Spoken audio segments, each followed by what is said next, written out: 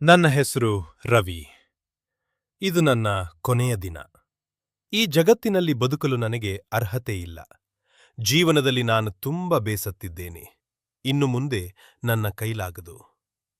ಈ ವಿಡಿಯೋ ಯಾರ್ಯಾರು ನೋಡುತ್ತಿದ್ದೀರಾ ಅವರೆಲ್ಲ ದಯವಿಟ್ಟು ನನ್ನನ್ನು ಕ್ಷಮಿಸಿ. ಈ ರವಿ ಯಾರು? ಏಕೆ ಈ ನಿರ್ಧಾರವನ್ನು ತೆಗೆದುಕೊಂಡ? ಇವನಿಗೆ ಅಂಥದ್ದು ಏನಾಗಿದೆ? ಅವನ ಈ ನಿರ್ಧಾರ ಸರಿಯೇ? ಜೀವನದಲ್ಲಿ ಇಷ್ಟೊಂದು ಜಿಗುಪ್ಸೆಗೊಳ್ಳಲು ರವಿಗೆ ಏನಾಯಿತು? ಬನ್ನಿ, ಈ ರವಿಯ ಕಥೆ ಏನೆಂದು ತಿಳಿದುಕೊಳ್ಳೋಣ. ರವಿ, ಬಂದ್ಯಾ ಮಗ್ನೆ? ಇವತ್ತಾದ್ರೂ ನಿನ್ನ ಕೆಲಸಕ್ಕೆ ಕೂಲಿ ಸಿಕ್ಕಿದೆಯೇ? ತೆಗೆದುಕೋ ಅಮ್ಮ, ಇವತ್ತು ನನ್ನ ಕೈಲಾಗಿದ್ದು ಇಷ್ಟೇ. ಈ ದಿನ ಇಷ್ಟಾದ್ರೂ ಸಿಕ್ಕಿತಲ್ಲ, ಹೋಗ್ಲಿ ಬಿಡು. ಯಜಮಾನ್ರೇ, ನನಗೇನಾದರೂ ಕೆಲಸ ಇದ್ರೆ ಕೊಡಿ. ನನಗೆ ಈಗ ಸಿಗುತ್ತಿರುವ ಕೂಲಿ ಸಾಕಾಗುತ್ತಿಲ್ಲ. ನಿಮ್ಮ ಮನೆಯಲ್ಲಿ ಇನ್ನೂ ಹೆಚ್ಚು ಕೆಲಸ ಏನಾದರೂ ಇದ್ದರೆ ಕೊಡಿ. ಇಲ್ಲ ರವಿ, ನನ್ನ ಬಳಿ ಈಗಿರುವ ಕೆಲಸ ಇಷ್ಟೇ. ನಿನಗೆ ಇನ್ನೂ ಹೆಚ್ಚು ಕೆಲಸ ಬೇಕಾಗಿದ್ದಾರೆ. ನನ್ನ ಸ್ನೇಹಿತ ಒಬ್ಬ ಇದ್ದಾನೆ, ಅವನಿಗೆ ಹೇಳ್ತೇನೆ, ಇರು. ಸರಿ ಯಜಮಾನ್ರೇ, ಹಾಗೆ ಮಾಡಿ. ನಿಮಗೆ ತಿಳಿದಿರುವ ಕಡೆ ನನಗೆ ಕೆಲಸ ಕೊಡಿಸಿ. ನೋಡು ರವಿ, ನಾನು ಹೇಳೋ ಎಲ್ಲ ಕೆಲಸವನ್ನ ಕರೆಕ್ಟಾಗಿ ಮಾಡಬೇಕು. ಇಲ್ಲ ಅಂದ್ರೆ ನಿನ್ಗೆ ಕೂಲಿ ಕೊಡೋದಿಲ್ಲ. ನೋಡ್ಕೋ. ಇಲ್ಲ ಇಲ್ಲ ಯಜಮಾನ್ರೇ, ನಾನು ಎಲ್ಲಾ ಕೆಲಸವನ್ನು ಕರೆಕ್ಟಾಗಿ ಮಾಡುತ್ತೇನೆ. ನೀವು ಏನು ಹೇಳಿದರೂ ಮಾಡುತ್ತೇನೆ. ನನಗೆ ಸಂಜೆ ಕೂಲಿ ಕೊಡೋದನ್ನ ಮಾತ್ರ ಮರಿಬೇಡಿ. ಯಾಕಂದ್ರೆ ನೀವು ನನಗೆ ಕೊಡೋ ದುಡ್ಡಲ್ಲಿ ನಮ್ಮ ಸಂಸಾರ ನಡೆಯೋದು. ದಯವಿಟ್ಟು ಅದನ್ನು ಮಾತ್ರ ಇಲ್ಲ ಎನ್ನಬೇಡಿ. ಏನ್ ಶ್ಯಾಮಪ್ಪ, ಕೆಲಸ ತುಂಬಾ ಜೋರಾಗಿ ನಡೆಯೋ ಹಾಗಿದೆ. ಅಂದಹಾಗೆ ಯಾರೀ ಹುಡುಗ? ಹೊಸದಾಗಿ ನಿಮ್ ಬಳಿ ಕೆಲ್ಸಕ್ಕೆ ಬಂದಿದ್ದಾನಾ? ಹೌದು ಶಿನಪ್ಪ, ಇವನ ಹೆಸರು ರವಿ. ತುಂಬ ಒಳ್ಳೆ ಹುಡುಗ. ಹೇಳಿದ ಕೆಲಸವನ್ನು ಅಚ್ಚುಕಟ್ಟಾಗಿ ಮಾಡ್ತಾನೆ. ಪಾಪ, ಬೆಳಗಿನ ಸಂಜೆ ತನಕ ಒಂದೇ ಸಮನೆ ದುಡಿಯುತ್ತಾನೆ. ಈ ಕಾಲದಲ್ಲಿ ಹುಡುಗರು ಈ ರೀತಿ ಇರುವುದು ತುಂಬ ಕಡಿಮೆ ಶಿನಪ್ಪ. ಎಲ್ಲರಿಗೂ ಶೋಕಿ ಹೆಚ್ಚಾಗಿದೆ. ಆದರೆ ನಮ್ಮ ರವಿ ಹಾಗಲ್ಲ. ಅವನು ತನ್ನ ತಾಯಿ ತಂಗಿಗೋಸ್ಕರ ದುಡಿಯುತ್ತಿದ್ದಾನೆ. ನೀನು ಹೇಳುತ್ತಿರುವ ಮಾತು ಕೇಳಿಸಿಕೊಂಡ್ರೆ ನನಗೆ ತುಂಬ ಸಂತೋಷವಾಗುತ್ತಿದೆ ಶ್ಯಾಮಪ್ಪ. ಹೋಗ್ಲಿ ಬಿಡು. ನೀನು ತುಂಬ ದಿನದಿಂದ ಒಳ್ಳೆ ಹುಡುಗನೆಗಾಗಿ ಹುಡುಕುತ್ತಿದ್ದೆ. ರವಿ ನಿನಗೆ ತುಂಬ ಸಹಾಯ ಮಾಡುತ್ತಾನೆ. ಇನ್ನು ಮುಂದೆಯಾದರೂ ನೆಮ್ಮದಿಯಾಗಿರು. ರವಿಗೆ ಊರಿನ ಗೌಡ ಶ್ಯಾಮಪ್ಪನ ಬಳಿ ಕೆಲಸ ಕೊಡಿಸ್ತಾನೆ. ರವಿಗೂ ತುಂಬಾ ಸಂತೋಷವಾಗುತ್ತದೆ. ಅವರು ಕೂಡ ರವಿಯನ್ನು ತುಂಬಾ ಚೆನ್ನಾಗಿ ನೋಡಿಕೊಳ್ಳುತ್ತಾರೆ. ದಿನ ಕಳೆದಂತೆ ರವಿಯ ಮನೆಯಲ್ಲಿ ಆರ್ಥಿಕ ಪರಿಸ್ಥಿತಿಯು ಸುಧಾರಿಸುತ್ತದೆ. ರವಿಯ ತಾಯಿ ಮತ್ತು ತಂಗಿ ಖುಷಿಯಿಂದ ಇರುತ್ತಾರೆ. ಇದನ್ನು ಕಂಡು ರವಿಗೆ ತುಂಬಾ ಸಂತೋಷವಾಗುತ್ತದೆ. ರವಿಗಿದ್ದ ಆಸೆಯೂ ಇದೆ. ರವಿ ತನಗೆ 4 ವರ್ಷ ಇರಬೇಕಾದರೇನೆ ತನ್ನ ತಂದೆಯನ್ನು ಕಳೆದುಕೊಂಡಿರುತ್ತಾನೆ. ಹೇಗೂ ಕಷ್ಟಪಟ್ಟು ರವಿ 5ನೇ ತರಗತಿಯವರೆಗೂ ಓದಿರುತ್ತಾನೆ. ಮುಂದೆ ಓದಲು ಅವನಿಗೆ ಸಾಧ್ಯವಿಲ್ಲ. ಅದಕ್ಕೆ ಎಲ್ಲಾ ಕಡೆ ಕೂಲಿ ಕೆಲಸಗಳನ್ನು ಮಾಡಿ ತನ್ನ ತಂಗಿಯನ್ನು 10ನೇ ತರಗತಿಯವರೆಗೂ ಓದಿಸುತ್ತಾನೆ. ಮರುದಿನ ಬೆಳಗ್ಗೆ ಇಂದಿನಂತೆ ರವಿ ಕೆಲಸಕ್ಕೆ ಬರುತ್ತಾನೆ. ಅಯ್ಯೋ, ಏನಾಯ್ತು? ಯಜಮಾನ್ರ ಅಂಗಡಿ ಯಾಕೆ ಮುಚ್ಚಿದೆ? ಅಣ್ಣ ಅಣ್ಣ ನಿಲ್ಲಿ! ಯಾಕೀ ದಿನ ಇವ್ರ ಅಂಗಡಿ ಓಪನ್ ಆಗಿಲ್ಲ? ಏನಾಯ್ತು? ಅವ್ರೇನಾದ್ರೂ ಊರಿಗೆ ಹೋಗಿದ್ದಾರಾ? ಅಯ್ಯೋ ರವಿ, ನಿನಗೆ ವಿಷಯ ತಿಳಿದಿಲ್ಲವೇ? ಈ ಅಂಗಡಿಯ ಓನರ್ ತೀರ್ಕೊಂಡಿದ್ದಾರಂತೆ ಪಾಪ. ರಾತ್ರಿ ಚೆನ್ನಾಗಿದ್ದಾರಂತೆ. ಆದರೆ ಬೆಳಗಾಗುವಷ್ಟರಲ್ಲಿ ಅವರಿಗೆ ಏನಾಯ್ತು ಅಂತಾನೆ ಗೊತ್ತಾಗಲಿಲ್ಲ. ರಾತ್ರಿ ಮಲಗಿದ ಮನುಷ್ಯ ಏಳಲೇ ಇಲ್ಲ. ಏನ್ ಹೇಳುತ್ತಿದ್ದೀರಾ ಅಣ್ಣ? ಯಜಮಾನ್ರು ತೀರ್ಕೊಂಡ್ರೆ? ಅಯ್ಯೋ ದೇವರೇ, ಇಷ್ಟು ದಿನದಿಂದ ಅವರಿಂದಲೇ ನನ್ನ ಹೊಟ್ಟೆ ತುಂಬುತ್ತಿತ್ತು. ಅದು ನಿನಗೆ ಸಹಿಸ್ಲಿಲ್ವೇ? ಅದಕ್ಕೆ ಹೀಗ್ ಮಾಡಿದ? ದೇವರೇ, ನಿನಗೆ ನನ್ನ ಮೇಲೆ ಕರುಣೆ ಇಲ್ವೇ? ಬೆಳೆದು ನಿಂತಿರುವ ತಂಗಿ ನನ್ನ ಜೊತೆಯಲ್ಲಿದ್ದಾಳೆ. ಅವಳಿಗೂ ನಾನು ಮದುವೆ ಮಾಡಬೇಕು. ನಾನು ಎಲ್ಲಿ ಹೋದರೂ ಅಲ್ಲಿ ಈ ರೀತಿ ನನಗೆ ಅನ್ಯಾಯ ಮಾಡಿದರೆ ನಾನೇನು ಮಾಡ್ಲಿ? ನಾನೇನು ಅನ್ಯಾಯ ಮಾಡಿದೆ? ನನಗ್ಯಾಕೆ ಈ ಶಿಕ್ಷೆ ಭಗವಂತ? ಹೋಗು ರವಿ, ಒಮ್ಮೆ ಅವರ ಮುಖವನ್ನು ನೋಡಿಕೊಂಡು ಬಾ. ಅವರು ನಿನಗೆ ಎಷ್ಟು ಉಪಕಾರ ಮಾಡಿದ್ದಾರೆ ತಾನೆ. ನಾನು ಅಲ್ಲಿಗೆ ಹೋಗುತ್ತಿದ್ದೇನೆ, ಬಾ ನನ್ನೊಡನೆ. ರವಿ ಮನಸ್ಸಿನಲ್ಲಿ ತುಂಬ ನೊಂದುಕೊಳ್ಳುತ್ತಾನೆ. ಅವನಿಗೆ ಮುಂದೆ ಏನು ಮಾಡಬೇಕೆಂದು ದಿಕ್ಕೆ ತೋಚುವುದಿಲ್ಲ. ಅವರ ಹಿಂದೆಯೇ ರವಿ ಅಲ್ಲಿಗೆ ಹೋಗುತ್ತಾನೆ. ಅಲ್ಲಿ ಹೋಗಿ ಅವನು ಯಜಮಾನರ ಮುಂದೆ ನಿಂತು ಕಣ್ಣೀರು ಸುರಿಸುತ್ತಾನೆ. ಯಜಮಾನ್ರೇ, ಹೋಗಿ ಬನ್ನಿ. ನಿಮ್ಮಿಂದ ಸ್ವಲ್ಪ ದಿಸ ನಾನು ಅನ್ನ ತಿಂದೆ. ಇಷ್ಟೇ ಅನ್ಸುತ್ತದೆ ಋಣ. ಈ ಜಗತ್ತಿನಲ್ಲಿ ಒಳ್ಳೆಯವರಿಗೆ ಕಾಲ ಇಲ್ಲ ಯಜಮಾನ್ರೇ. ಅದಕ್ಕೆ ನೀವು ಬೇಗ ಹೊರಟು ಹೋದಿರಿ.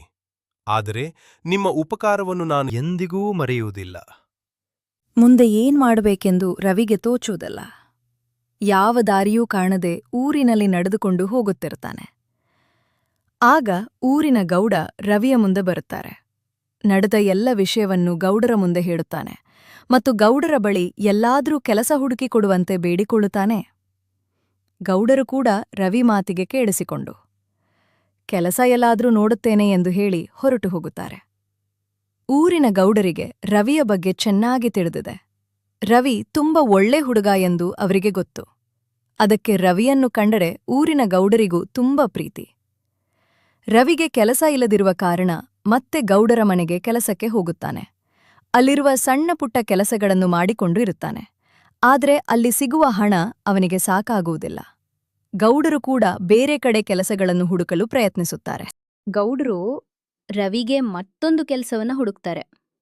ಒಂದು ಸಣ್ಣ ಕಾರ್ಖಾನೆಯಲ್ಲಿ ಅವರಿಗೆ ಬೇಕಾದ ಅವಶ್ಯಕತೆಗಳನ್ನ ಪೂರೈಸುವ ಕೆಲಸವನ್ನ ಕೊಡಿಸ್ತಾರೆ. ರವಿ ಖುಷಿಯಿಂದ ಆ ಕೆಲಸಕ್ಕೆ ಹೋಗ್ತಾನೆ. ಕಾರ್ಖಾನೆಯಲ್ಲಿ ಅವ್ರು ಹೇಳಿದ ಕೆಲಸಗಳನ್ನ ರವಿ ತುಂಬ ಖುಷಿಯಿಂದನ ಮಾಡ್ತಿರ್ತಾನೆ.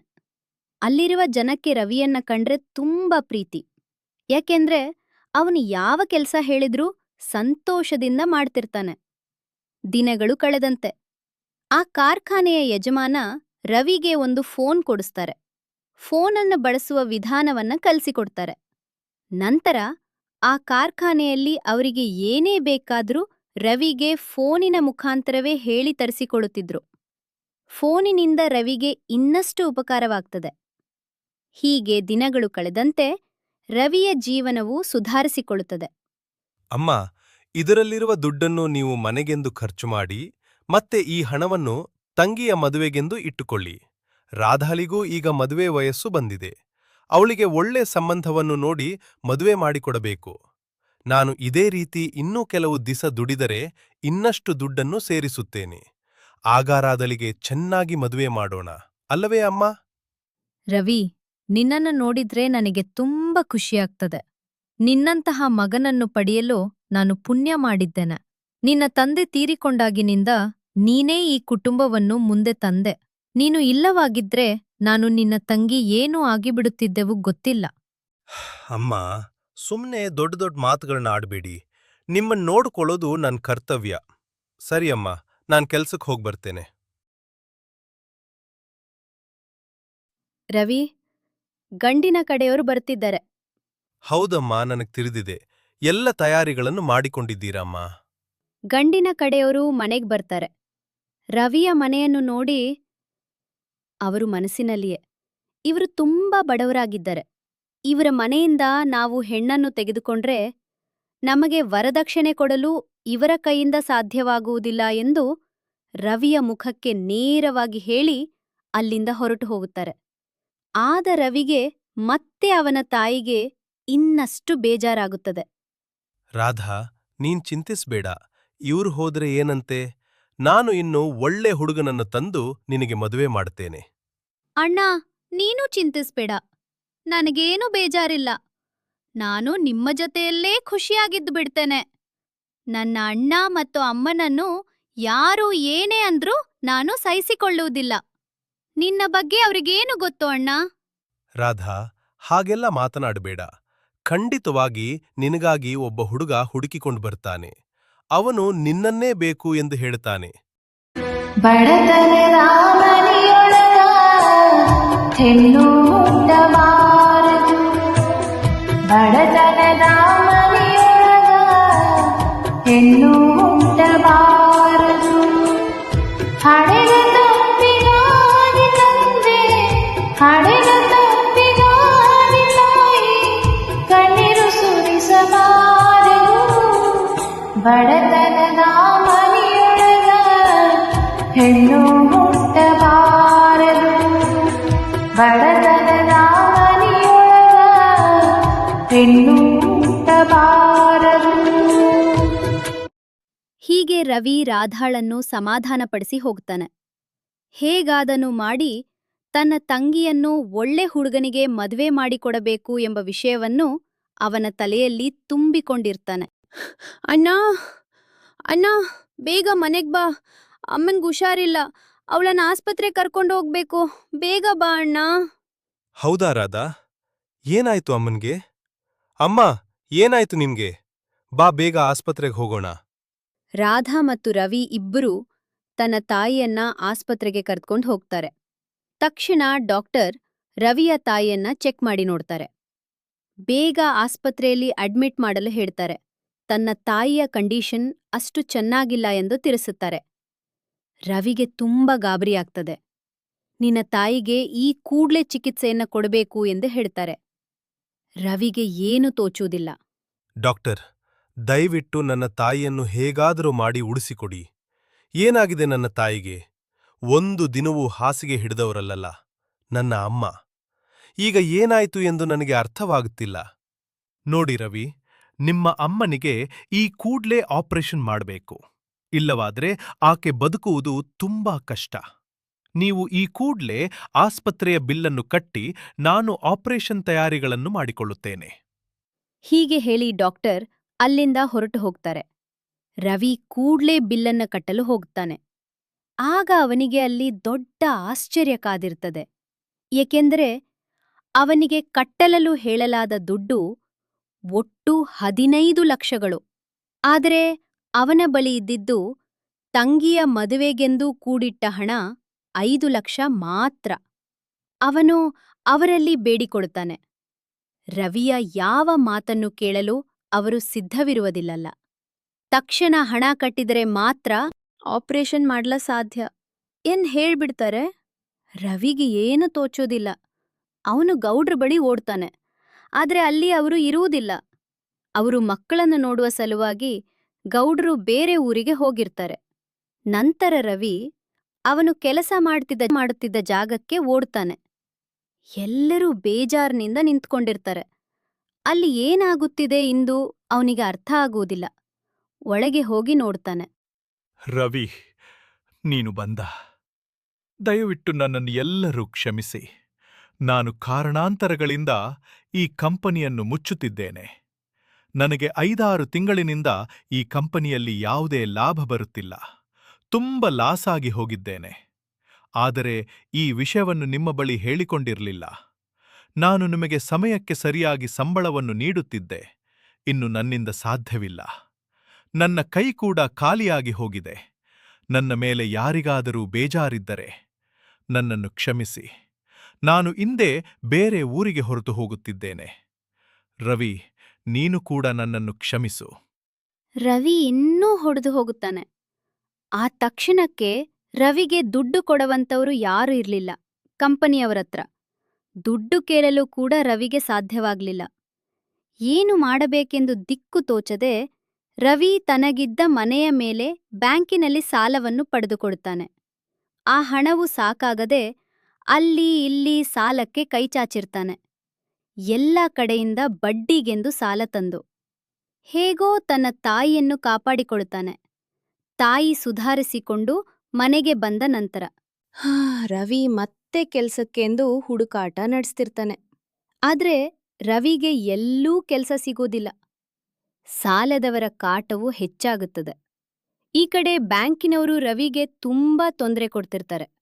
ಒಂದು ಕಡೆ ಕಣ್ಣ ಮುಂದೆ ಬೆಳೆದು ನಿಂತ ತಂಗಿ, ಇನ್ನೊಂದು ಕಡೆ ಆಗಷ್ಟೇ ಸುಧಾರಿಸಿಕೊಡುತ್ತಿರುವ ತಾಯಿ, ಮತ್ತೊಂದು ಕಡೆ ಸಾಲದ ಕಾಟ. ಈ ಎಲ್ಲಾ ಚಿತ್ರಹಿಂಸೆಗಳನ್ನ ಅನುಭವಿಸುತ್ತಿದ್ದ ರವಿ ತುಂಬಾ ಬೇಸತ್ತು. ಕೊನೆಗೆ ತೀರ್ಮಾನಿಸಿದ್ದೆ, ಈ ಆತ್ಮಹತ್ಯೆಯ ಕಥೆ. ರವಿ ಫೋನಿನ ಮುಖಾಂತರ ವಿಡಿಯೋವನ್ನ ಮಾಡಿ ಅದನ್ನು ಬೆಳಗ್ಗೆ ಫೇಸ್ಬುಕ್ನಲ್ಲಿ ಅಪ್ಲೋಡ್ ಮಾಡೋಣ ಎಂದು ಸೇವ್ ಮಾಡಿ ಇಡ್ತಾನೆ. ಬೆಳಗ್ಗೆ ಬೇಗ ಎದ್ದು ಎಲ್ಲಾದ್ರೂ ದೂರ ಹೊರಟು ಹೋಗಬೇಕು ಎಂದುಕೊಂಡು ರವಿ ಹೋಗಿ ಮಲಗಿಕೊಳ್ಳುತ್ತಾನೆ.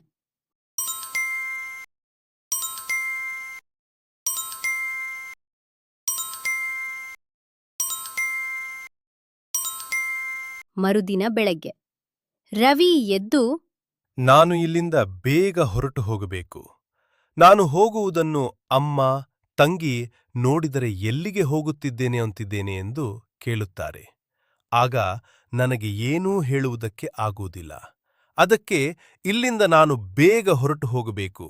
ನಾನು ವಿಡಿಯೋ ಮಾಡಿರುವುದನ್ನು ಈಗ ಪೋಸ್ಟ್ ಮಾಡೋಣ. ಹರೇ, ಏನಿದು? ರವಿ ರಾತ್ರಿ ವಿಡಿಯೋ ರೆಕಾರ್ಡ್ ಮಾಡಿದ ನಂತರ ಸೇವ್ ಮಾಡುವ ಬದಲಾಗಿ ಅದನ್ನು ಪೋಸ್ಟ್ ಮಾಡಿಬಿಟ್ಟಿರ್ತಾನೆ. ಅದನ್ನು ಸಾಕಷ್ಟು ಜನ ನೋಡಿರ್ತಾರೆ. ಪೋಸ್ಟನ್ನು ನೋಡಿರುವ ಜನರಲ್ಲಿ ರವಿಯಂತೆ ಮನನೊಂದವರೇ ಜಾಸ್ತಿ ಇರ್ತಾರೆ. ಒಬ್ಬೊಬ್ಬೊಬ್ಬರದು ಒಂದೊಂದು ಕಥೆ ಇರ್ತದೆ. ಎಲ್ಲರೂ ಅವರಿಗಾದ ಅನುಭವಗಳನ್ನು ರವಿಗೆ ಮೆಸೇಜ್ ಮಾಡಿರ್ತಾರೆ. ಒಂದೊಂದು ಮೆಸೇಜುಗಳನ್ನು ರವಿ ಓದುತ್ತಾ ಹೋಗುತ್ತಾನೆ.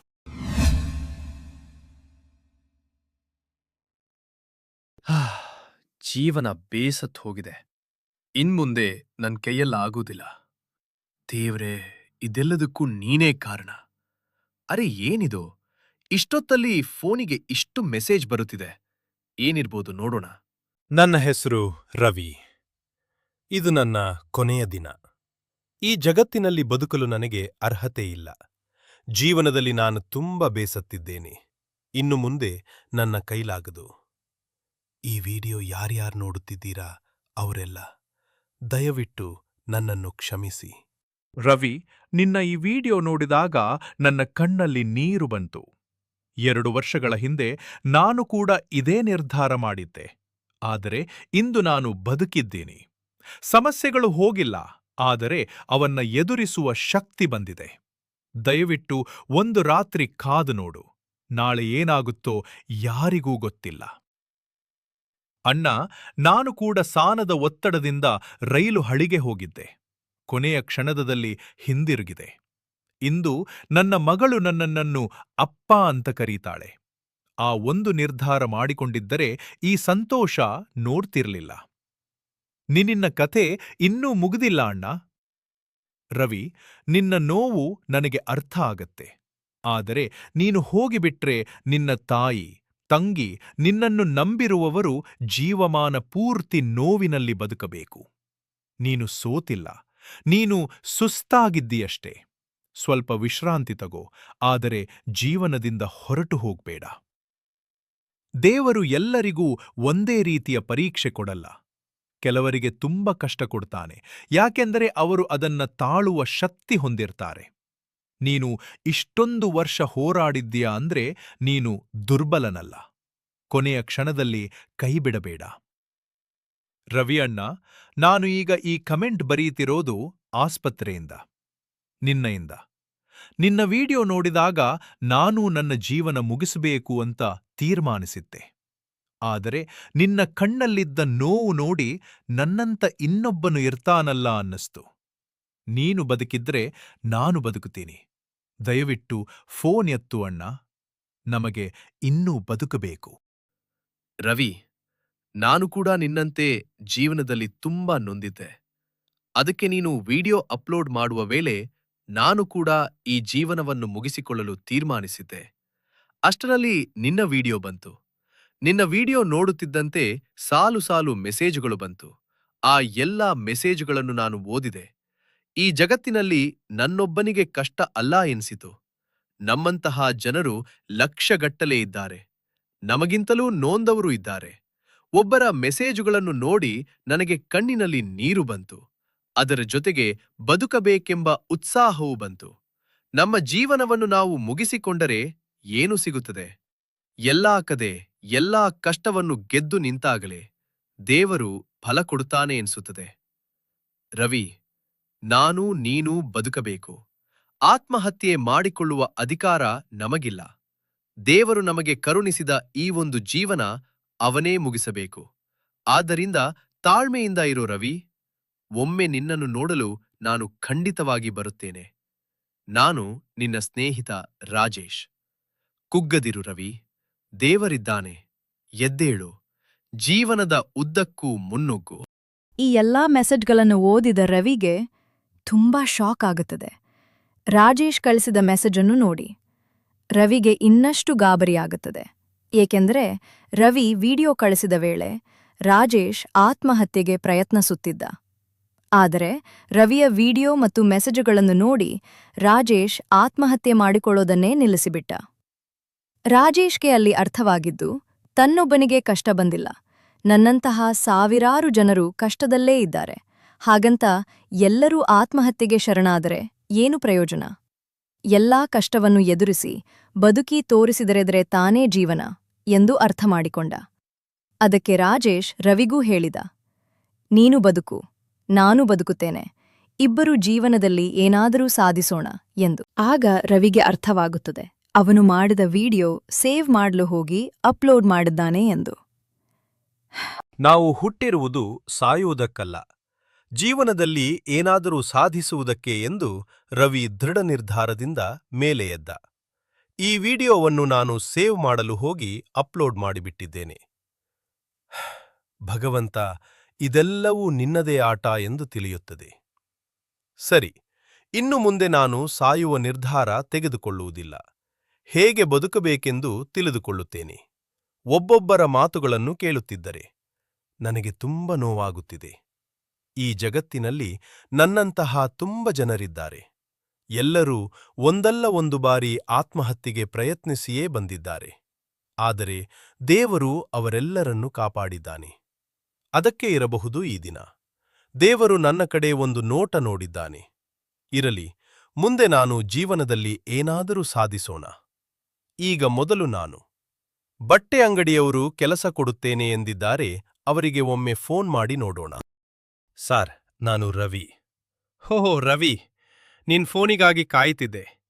ನೀನ್ ಫೋನ್ ಮಾರೋ ತನಕ ನಾನು ನಿನ್ನ ಬಗ್ಗೆಯೇ ಚಿಂತಿಸುತ್ತಿದ್ದೆ. ಎಲ್ಲಿ ನೀನು ಆತ್ಮಹತ್ಯೆಗೆ ಶರಣಾಗಿ ಬಿಟ್ಟಿದ್ದೀಯೋ ಎಂದು ನಾನು ಹೆದರಿದ್ದೆ. ದೇವರು ದೊಡ್ಡವನು, ನಿನ್ನನ್ನು ಕಾಪಾಡಿದ್ದಾನೆ. ರವಿ, ಜೀವನದಲ್ಲಿ ಎಲ್ಲ ಕಷ್ಟಗಳಿಗೂ ಪರಿಹಾರ ಆತ್ಮಹತ್ಯೆ ಅಲ್ಲ ರವಿ. ದೇವರು ಬೇರೆ ಬೇರೆ ದಾರಿಗಳನ್ನು ಕೊಟ್ಟಿರ್ತಾನೆ, ನಾವು ಹುಡುಕಬೇಕು ಅಷ್ಟೇ. ಹೇಗೋ ನೀನು ನನಗೆ ಫೋನ್ ಮಾಡಿದೆ ಅಷ್ಟೇ ಸಾಕು. ನೀನು ನಮ್ಮ ಅಂಗಡಿಗೆ ಬಾರವಿ, ನಾನು ನಿನಗೆ ಕೆಲಸ ಕೊಡುತ್ತೇನೆ. ತುಂಬ ಧನ್ಯವಾದಗಳು ಸರ್. ನೀವು ನನಗೆ ಕೆಲಸ ಕೊಡುತ್ತೇನೆ ಎಂದು ಹೇಳಿದ್ದೀರಲ್ಲ, ನನಗೆ ಅಷ್ಟೇ ಸಾಕು. ಆ ದೇವರೇ ನನ್ನ ಮುಂದೆ ನಿಂತು ನನಗೆ ವರ ಕೊಡುತ್ತಿದ್ದಾನೆ ಎಂದು ಅನಿಸುತ್ತದೆ. ನಿಮಗೆ ಧನ್ಯವಾದಗಳು ಸರ್. ಮರುದಿನ ರವಿ ಬಟ್ಟೆ ಅಂಗಡಿಗೆ ಕೆಲಸಕ್ಕೆ ಹೋಗುತ್ತಾನೆ.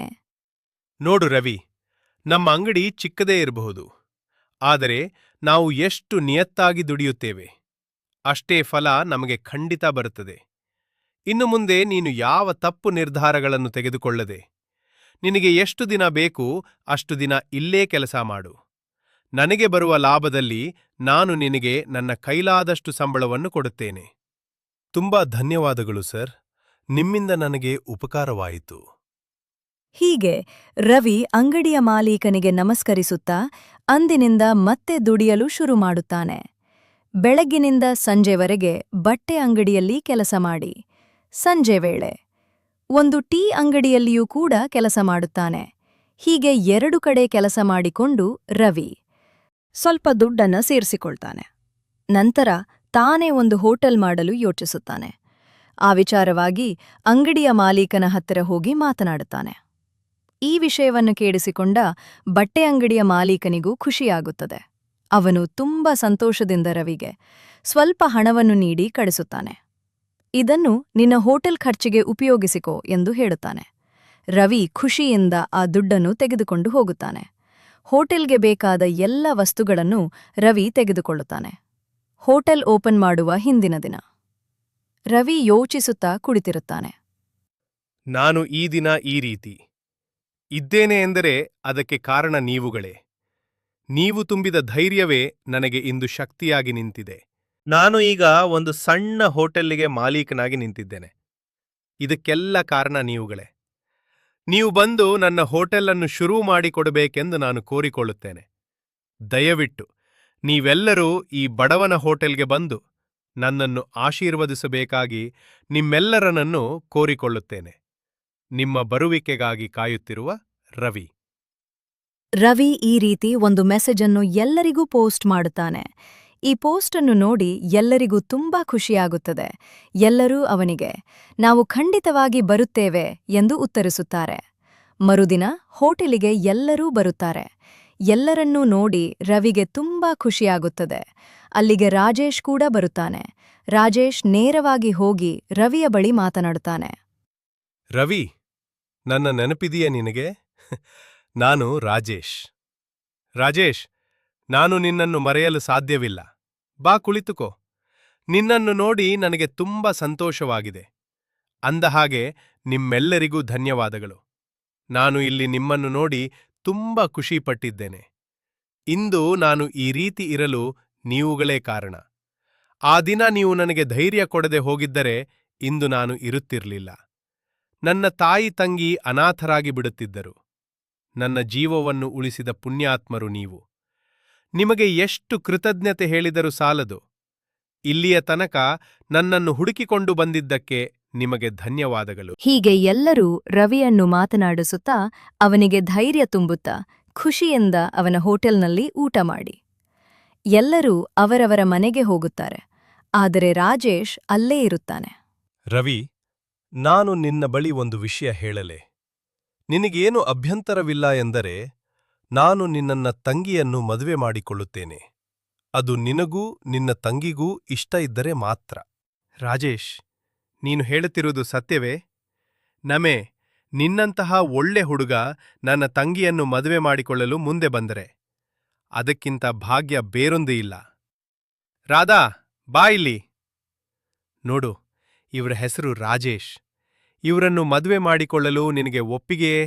ಅಣ್ಣ, ನೀನು ಇವರ ಬಗ್ಗೆ ನನ್ನ ಬಳಿ ಹೇಳಿದ್ದೀಯಾ? ಈ ದಿನ ನೀನು ನನ್ನ ಅಣ್ಣನಾಗಿ ನನ್ನ ಕಣ್ಣು ಮುಂದೆ ನಿಂತಿರಲು ಕಾರಣವೇ ಇವರು. ಇವರು ನನಗೆ ಆ ದೇವರಂತೆ. ದೇವರೇ ನನ್ನ ಕಣ್ಣ ಮುಂದೆ ನಿಂತು ನನಗೆ ವರ ಕೊಡುತ್ತೇನೆ ಎಂದರೆ ನಾನು ಬೇಡ ಎನ್ನುತ್ತೇನೆ. ನಿನ್ನ ನಿರ್ಧಾರವೇ ನನ್ನ ನಿರ್ಧಾರ ಅಣ್ಣ. ಇಂತಹ ಪುಣ್ಯವಂತರನ್ನು ಮದುವೆ ಮಾಡಿಕೊಳ್ಳಲು ನಾನು ಅದೃಷ್ಟ ಮಾಡಿರಬೇಕು. ರಾಜೇಶ್, ನಿನಗೆ ಉತ್ತರ ಸಿಕ್ಕಿತಲ್ವೇ? ನಾನು ಎಲ್ಲ ವಿಚಾರವನ್ನು ನನ್ನ ತಾಯಿ ತಂಗಿ ಬಳಿ ಹೇಳಿದ್ದೇನೆ. ಇಂದು ನಾನು ಬದುಕಿರಲು ಮುಖ್ಯ ಕಾರಣವೇ ನೀನು. ಅದು ನನ್ನ ತಂಗಿಗೆ ತಿಳಿದಿದೆ. ನಿನ್ನಂತಹ ಹುಡುಗ ನನ್ನ ಮನೆಗೆ ಅಳಿಯನಾಗಿ ಬರುವುದಿಲ್ಲ, ಆ ದೇವರಾಗಿಯೇ ಬರುತ್ತಾನೆ. ದೇವರು ಭಕ್ತನ ಮನೆಗೆ ಬರುತ್ತೇನೆ ಎಂದರೆ ಬೇಡ ಎನ್ನುತ್ತೇವೆಯೇ? ಖಂಡಿತ ಬಾ ರಾಜೇಶ್. ಖುಷಿಯಿಂದ ರವಿ ರಾಜೇಶ್ ಮತ್ತು ರಾಧಾಳ ಮದುವೆಯನ್ನು ಮಾಡಿ ಮುಗಿಸುತ್ತಾನೆ. ಕತ್ತಲೆ ಎಷ್ಟೇ ಗಾಢವಾಗಿರ್ಲಿ ಬೆಳಗಿನ ಸೂರ್ಯ ಮರೆಯುವುದಿಲ್ಲ. ಕಷ್ಟಗಳು ಎಷ್ಟೇ ದೊಡ್ಡದಾಗಿರ್ಲಿ ಜೀವನದ ದಾರಿ ಮುಗಿಯುವುದಿಲ್ಲ. ಒಂದು ಕ್ಷಣದ ನೋವಿಗೆ ಜೀವ ಕೊಡುವುದು ಬೇಡ. ನಿನ್ನ ನಗುವಿಗಾಗಿ ಕಾಯುವ ಕಣ್ಣುಗಳಿವೆ. ತಾಯಿಯ ಕನಸು, ತಂಗಿಯ ಭರವಸೆ, ನಿನ್ನ ಬದುಕಿನಲ್ಲೇ ಅವುಗಳ ಉಸಿರಿದೆ. ಆತ್ಮಹತ್ಯೆ ಪರಿಹಾರವಲ್ಲ, ಮಹಾಪಾಪ.